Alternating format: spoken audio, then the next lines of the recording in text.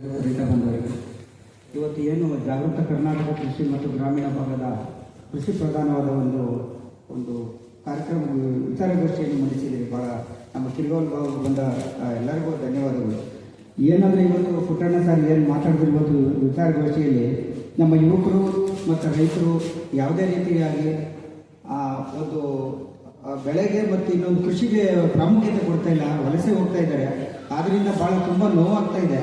ನಮ್ಮ ಕೃಷಿ ಹೇಗೆ ಅಭಿವೃದ್ಧಿಗೊಳ್ತದೆ, ಜನಗಳಿಗೆ ಯುವಕರಿಗೆ ಮದುವೆ ಇಲ್ಲ, ಹೆಣ್ಮಕ್ಳು ಸಿಗ್ತಾ ಇಲ್ಲ ಅನ್ನೋ ಉದ್ದೇಶ ತಾವು ಪ್ರಸ್ತಾಪ ಮಾಡಿದೆ. ಜೊತೆಗೆ ಇನ್ನೊಂದು, ನಮ್ಮ ಮಂಡ್ಯ ಜಿಲ್ಲೆಯ ಕೃಷಿ ಪ್ರಧಾನವಾದಂಥ ಒಂದು ಸ್ಥಾನಮಾನ ಗಳಿಸಬೇಕು ಅಂತ ಈ ವೇದಿಕೆಯಲ್ಲಿ ತಾವು ಹೇಳಿದ್ರಿ. ಭಾಳ ಖುಷಿಯಾಯಿತು.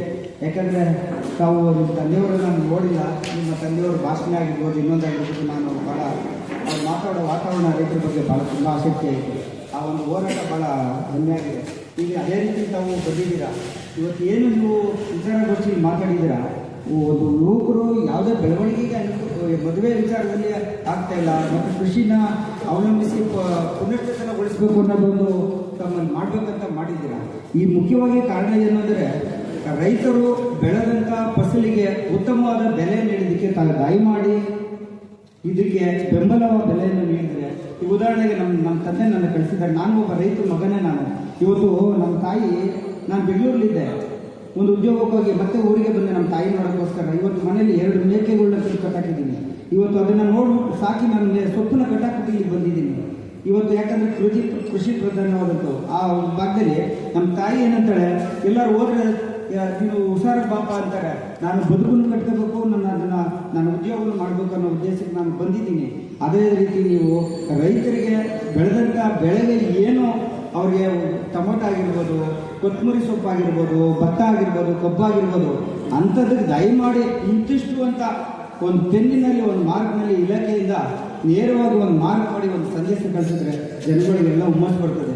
ಹಬ್ಬ ಮಾಡೋ ರೀತಿಯಲ್ಲಿ ಹಬ್ಬ ದಂಡಿಮಾರಪ್ಪನ 7 ಗ್ರಾಮದಲ್ಲಿ ಹಬ್ಬ ಮಾಡಿ ಏನು ಸಂತೋಷವಾಗಿರ್ತಾರೆ, ಅದೇ ರೀತಿ ಒಂದು ಬೆಳೆಗೆ ನೀವು ಬೆಳೆದಂಥ ಬೆಳೆಗೆ ಒಂದು ನಿಗದಿಯಾದಂಥ ಒಂದು ಬೆಂಬಲ ಸೂಚಿಸಿದ್ರೆ ಎಲ್ಲರೂ ಆಸಕ್ತಿ ಇರ್ತದೆ. ಹೇಳಿ, 1 ಎಕರೆಯಲ್ಲಿ ನಾವು ಏನು ಮಾಡ್ಬೋದಪ್ಪ, ಅಲ್ಲಿ ಹೋದ ಕಾರ್ ಡ್ರೈವರ್ ಆದ, ನಮ್ಗೆ ಈ ರೀತಿ ಮಾಡ್ದ ಅನ್ನೋದು ಗೊತ್ತು. ಅದನ್ನು ಕಷ್ಟ, ಇವತ್ತು ಮನೇಲಿ ತುಂಬ ಕಷ್ಟ ಇದೆ.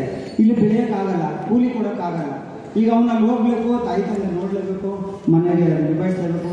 ಈಗ ಕಷ್ಟ ಅಂತಂದಮೇಲೆ ಸ್ವಸಹಾಯ ಸಂಘ ಇನ್ನೊಂದು ಸಂಘದಲ್ಲಿ ಸಾಲ ತಗೊಳ್ಳೇಬೇಕು. ಅವರು ತಗೊಂಡಾಗ ಏನಾಗುತ್ತೆ, ಆ ರೀತಿ ಮಾಡಲೇಬೇಕಾಗುತ್ತೆ. ಏನೋ ಇಷ್ಟು ಈಗ ಹೈನುಗಾರಿಕೆ ಮಾಡ್ತಾರೆ, ಎಷ್ಟು ಸಂತೃಪ್ತಿಯಾಗಿ ಒಂದು ರೇಟ್ನ ಮಾಡಿದ್ದಾರೆ. ಆದರೂ ಎಷ್ಟೇ ಸರ್ಕಾರ ಹೊರೆ ಕೊಟ್ಟಿದ್ರು ಕೂಡ ಅವ್ರು ಎದ್ದು ಹೈನುಗಾರಿಕೆ ವಾರದ ಕಾಸು ಬರುತ್ತೆ.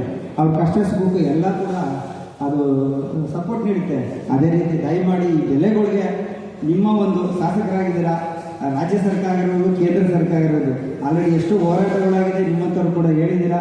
ಮುಂದಿನದಲ್ಲಿ ಬೆಳೆಗಳಿಗೆ ಬೆಂಬಲ ಬೆಲೆ ಅಂತ ದಯಮಾಡಿ ಅದನ್ನು ಒಂದು ಘೋಷಣೆ ಮಾಡಿದ್ರೆ ಎಲ್ಲ ತುಂಬ ಆಸಕ್ತಿ ಆಗುತ್ತೆ. ಅದರಿಂದ ದಯಮಾಡಿ ಇದನ್ನು ಕೆಲಸ ಮಾಡಿ ಈ ಕಾರ್ಯಕ್ರಮಕ್ಕೆ ಬಂದಿರ್ತೀನಿ. Thank you.